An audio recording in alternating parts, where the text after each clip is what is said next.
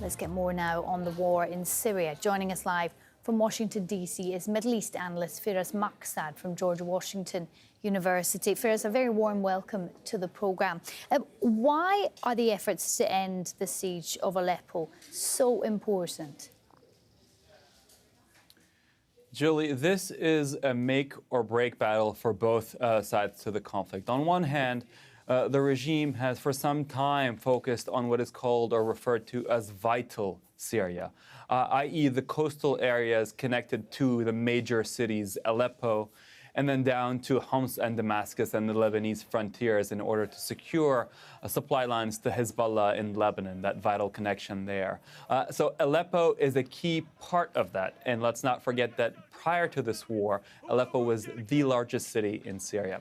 For the opposition, on the other hand, for the rebel forces, this is really their last stand. If they lose Aleppo, which they've held a major portion of now for about 4 odd years, they might as well have lost all the battle for Syria. They would be left with nothing but the countryside of Idlib and some portions of southern Syria and maybe some portions of the Damascus suburbs. So really a key battle here, a pivotal battle in the Syrian war now for both sides.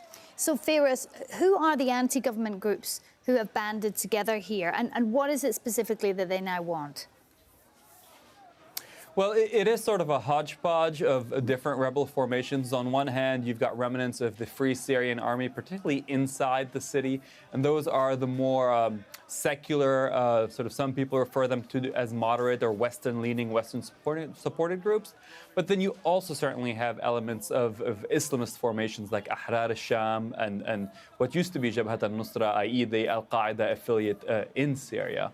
What really has galvanized and brought a lot of them together now is their common enemy and their joint need for survival. There's an understanding that if Aleppo is lost, all these rebel groups stand to lose and lose tremendously. So that has been very much a galvanizing force for them and one that has led to some successes, as you pointed out, in the past couple of hours.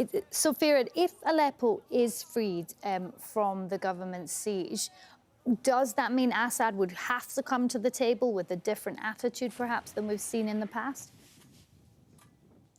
I don't think so, Julie. I think really what captures the situation on the ground right now, the best way to describe it is that the regime backed by Iran and Russia seem to have the upper hand. And this is particularly so because of the changing. Syria is not taking place in a vacuum. We have to look at the geopolitical environment. Turkey, a major backer of the rebel forces, is in turmoil after the attempted coup. The U.S. is much less interested in seeing Assad go and much more focused on the counterterrorism element of this war, fighting al-Qaeda, fighting ISIS or Daesh, and also, of course, the presidential elections here in the U.S. So the rebels are in a bad situation. If they manage to break that siege, their situation on the negotiating table will improve, but ever so slightly. Firas Maksad there joining me live from Washington, D.C. Thank you.